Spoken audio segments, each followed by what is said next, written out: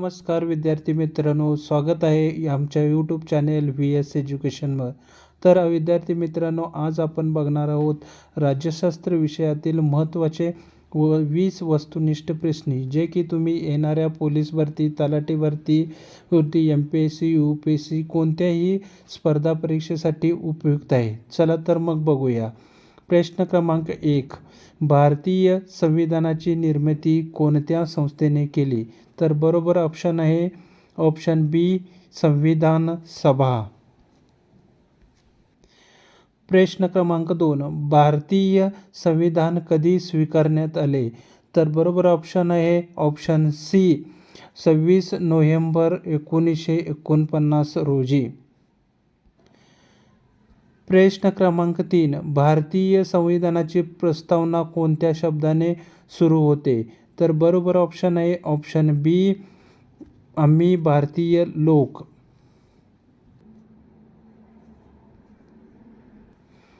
प्रश्न क्रमांक 4.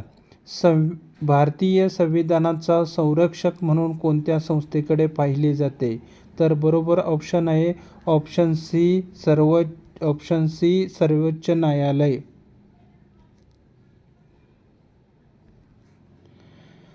प्रश्न क्रमांक 5. भारताचा घटनात्मक प्रमुख कोण आहे? तर बरोबर ऑप्शन आहे ऑप्शन बी, राष्ट्रपती. प्रश्न क्रमांक 6. भारताच्या संसदेचे वरिष्ठ सभागृह कोणते?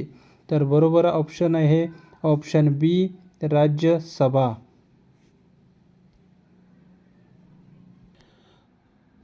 प्रश्न क्रमांक 7. लोकसभेचा सामान्य कार्यकाल किती वर्षाचा असतो? तर बरोबर ऑप्शन आहे ऑप्शन सी, 5 वर्ष. प्रश्न क्रमांक 8. राज्यसभेचा सदस्य होण्यासाठी किमान वय किती असावे लागते?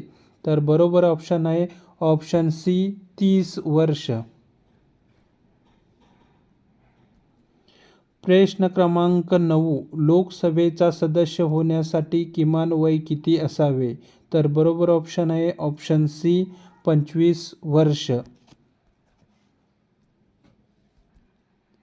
प्रश्न क्रमांक 10.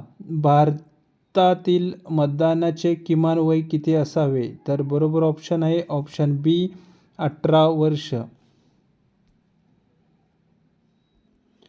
प्रश्न क्रमांक 11. भारतातील निवडणुका कोणत्या संस्था आयोजित करते?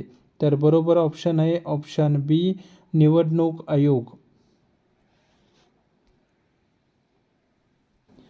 प्रश्न क्रमांक 12. भारतीय संविधानातील मूलभूत अधिकार कोणत्या भागात दिले आहे? तर बरोबर ऑप्शन आहे ऑप्शन सी, भाग क्रमांक 3. प्रश्न क्रमांक 13. राज्याच्या मार्गदर्शक तत्त्वाचा समावेश कोणत्या संविधानाच्या कोणत्या भागात आहे? तर बरोबर ऑप्शन आहे ऑप्शन सी, भाग क्रमांक 4. प्रश्न क्रमांक 14. भारतीय संविधानात मूलभूत कर्तव्ये कोणत्या घटनादुरुस्ती समाविष्ट करण्यात आली? तर बरोबर ऑप्शन आहे ऑप्शन ए, 42वी घटनादुरुस्ती. प्रश्न क्रमांक 15. भारताचे पहिले राष्ट्रपती कोण होते?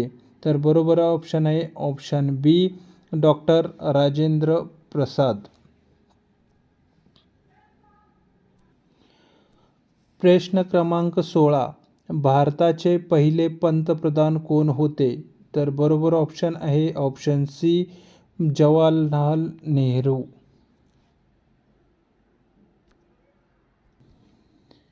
प्रश्न क्रमांक 17. भारतात संघ-राज्यीय शासन व्यवस्था कोणत्या स्तरावर कार्य करते? तर बरोबर उत्तर आहे प्रश्न क्रमांक 18. पंचायत राज व्यवस्थेला घटनात्मक दर्जा कोणत्या घटनादुरुस्तीने मिळाला? तर बरोबर ऑप्शन आहे ऑप्शन सी, 73वी.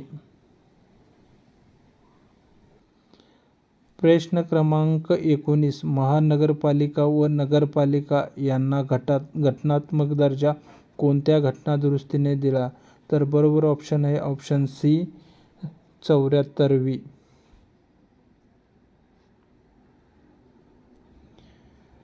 प्रश्न क्रमांक 20. भारतीय संविधानात आणीबाणीच्या तरतुदी कोणत्या भागात आहेत? तर बरोबर ऑप्शन आहे ऑप्शन डी भाग 18.